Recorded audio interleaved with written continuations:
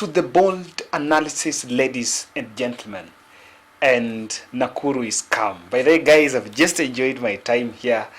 Wow, this place is amazing. I've also found time to just also find friends around here, the fans, and of course, I'm telling you, this place is amazing. Now, I want to help the President William Samoei Ruto.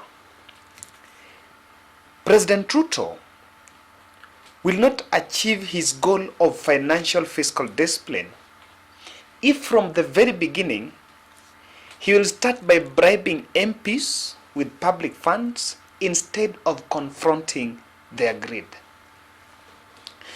And it must start now.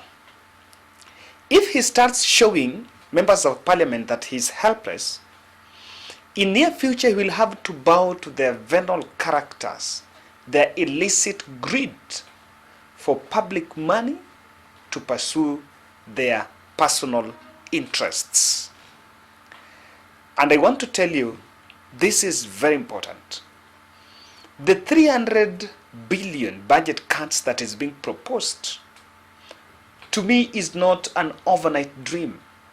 And it's not going to be achieved by sending circulars in different departments of government. I have seen calls to cut down allowances and limit tea in the offices, reduce the number of foreign trips, which I totally accept. But I want to say that President should consider amputation of inconsequential departments in government. This is very important, and I think someone who is very close to William Ruto should tell him that it will not end at cutting the allowances and the tea and the chairs. But this is the interest bit of it. I want to take you to an article by my good mentor, Macharia Gaitho. Macharia Gaitho is saying something very interesting. But before we go there, if you're watching this video and you have not subscribed, I want to humbly request you to subscribe to my channel. Click the notification bell and also like our video. Are you a service provider in the tours and travel sector, in medicine, human resource, saloon, in transport, and you want to connect with clients? Then zuri.ke is the best website for you. Visit zuri.ke and interact there. Make sure that you can use that platform, or rather that website, to sell your product, your services, and meet potential clients. Nowadays, businesses have gone online, and everything you want to buy, every service you need, it's just from the click of a button. This is what my good mate Macharia Gaitho is asking the president, and I totally agree. Let me tell you, a week ago, and that was after the swearing in, the Star ran a story that President Uhuru Kenyatta had spent some billions. I think it was exorbitant expenditure of President Uhuru Kenyatta. And according to that article, that expenditure by the Statehouse that remained unmarked was used to fund Azimio campaigns. Let me tell the president, he is not an exemption. And the financial discipline will have to start somewhere. Regrettably, it has to start from the Statehouse. I want to get to you what my good mentor, Macharia Gaitho, is saying, that the president must first make sure that the Statehouse expenditure is cut. And apart from being cut, he must also start by allowing for scrutiny and audit of the Statehouse funds, not for any malicious reason, but to tame untouchables and power men around him who will from the start use the office of the Statehouse to marshal wealth. That sadly is it.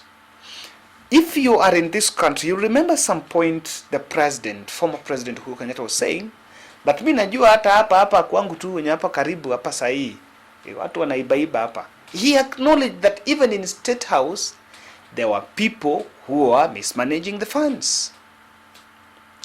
The financial discipline, the budget cuts, the cuts in the tea, office furniture, the Wi-Fi, the transport, all that, it will have to start from the highest office in the land.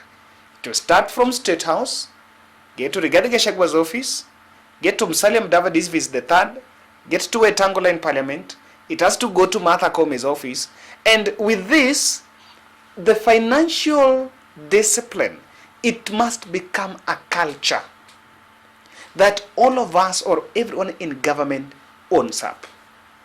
If this is not owned up, I am telling you that president is on a wrong footage. And I also want to agree that one of the biggest threats to the wage bill is the legislature, the two houses.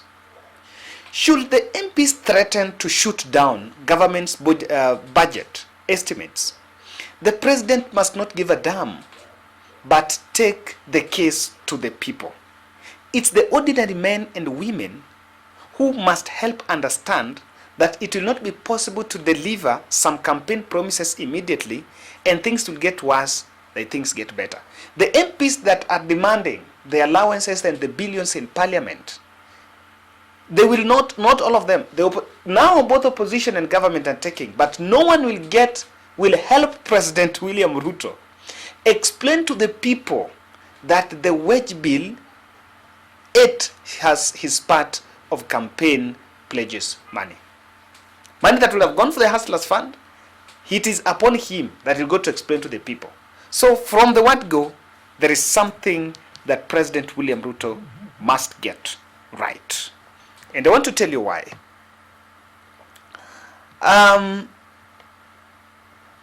Only then will he free funds to balance the budget and spare something for hustlers, which will enhance his 2027 political prospects.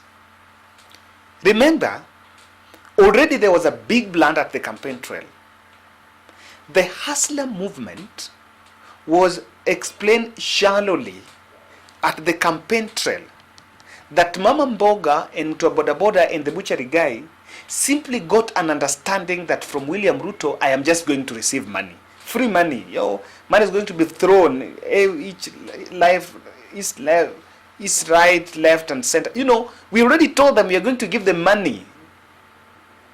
And that was already a blunder. And I can tell you, to the tail end of William Ruto's reign, sadly enough, he might have to go back to giving hustlers money.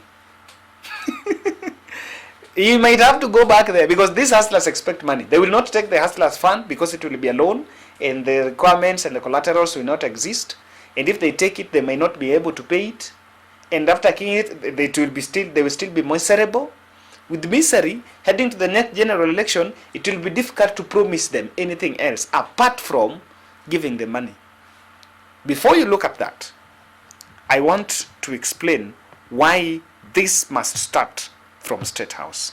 I want to believe, and I can tell you guys, President William Ruto seems to be having good intentions in public.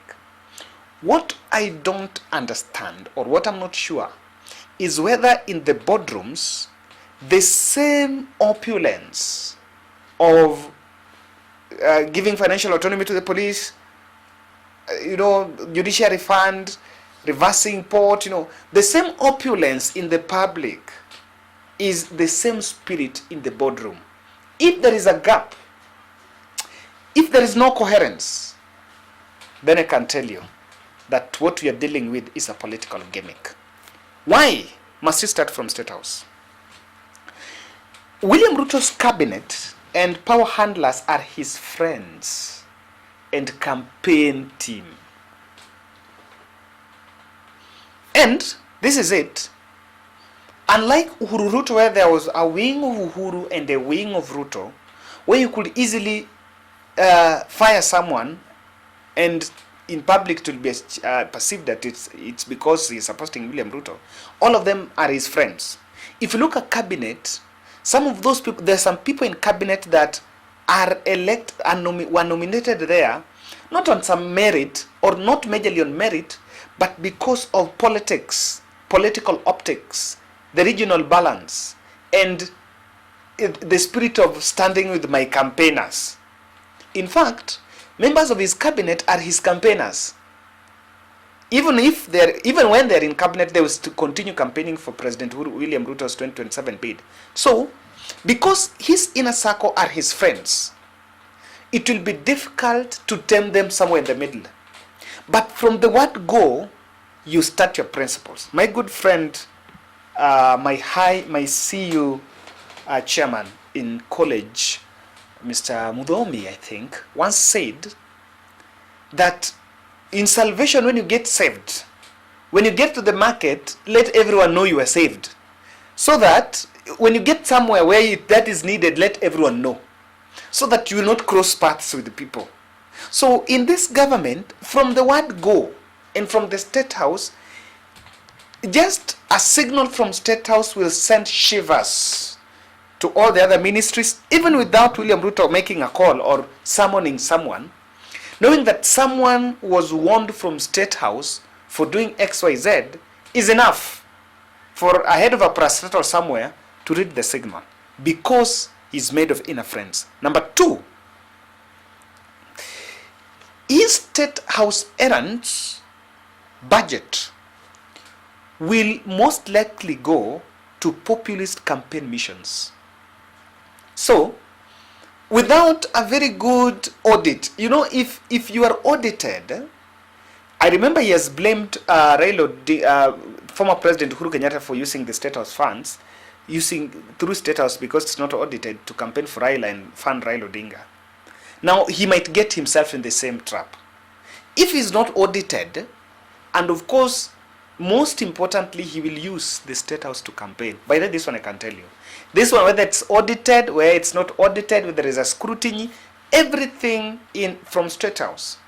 70% of Statehouse missions in this country are with the political target.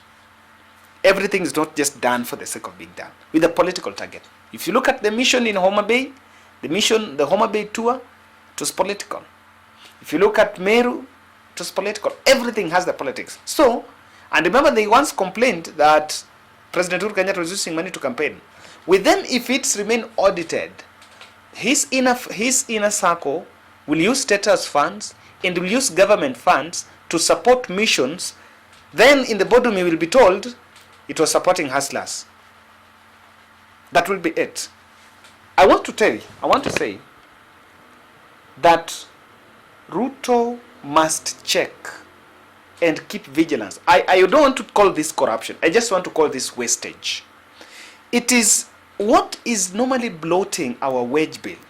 Our wage bill is normally ballooning because of illicit expenditure.